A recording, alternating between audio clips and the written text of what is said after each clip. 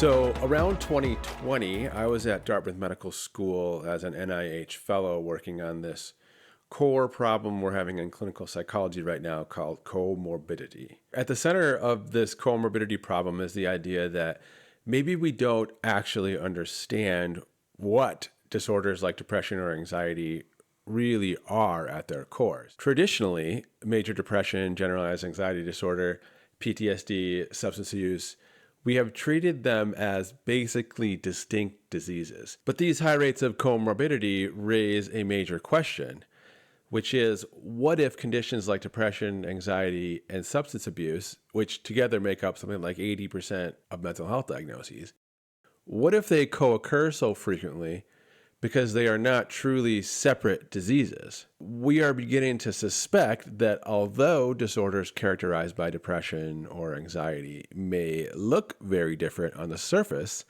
they actually may often share a single core root problem. A growing body of evidence supports this possibility, and it's leading to a mini revolution in clinical psychology.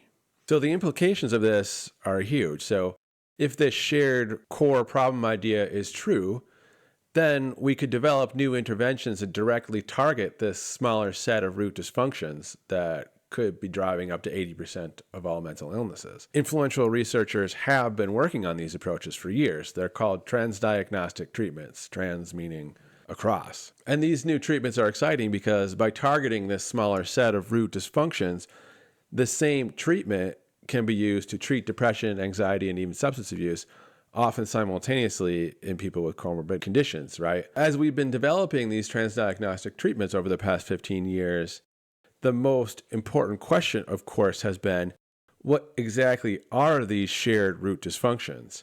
And this is where psychological flexibility enters the story. As I studied the leading transdiagnostic treatments at Dartmouth, I realized that these theories were suggesting that one of those root problems, essentially a problem linking together up to 80% of mental illnesses, looked a lot like psychological inflexibility.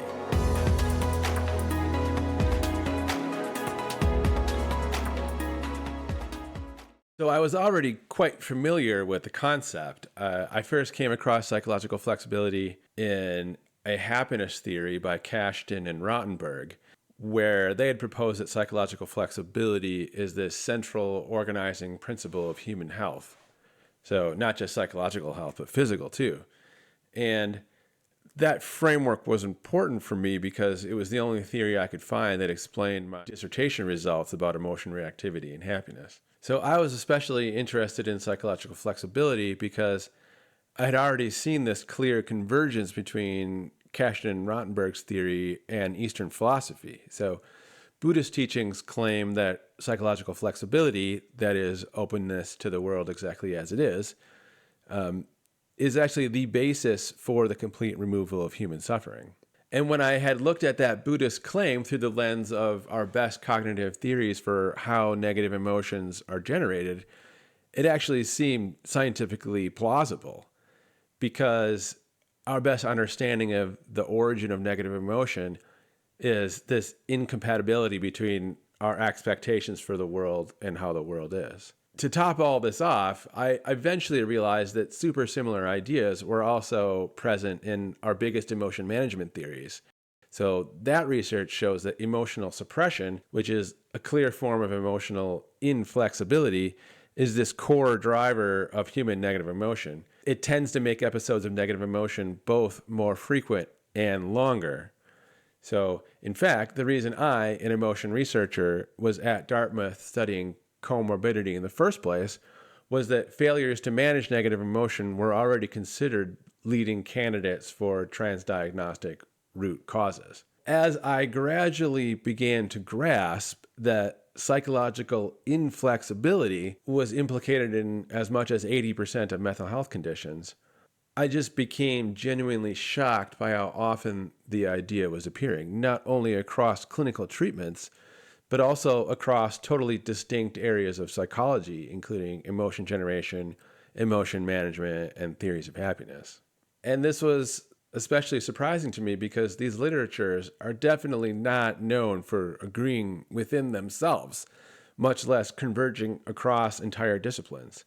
Yet here they were, all talking about psychological flexibility. So as I was working on comorbidity at Dartmouth, it definitely dawned on me that psychological flexibility had sort of quietly emerged as one of the most important ideas in the entire field of psychology.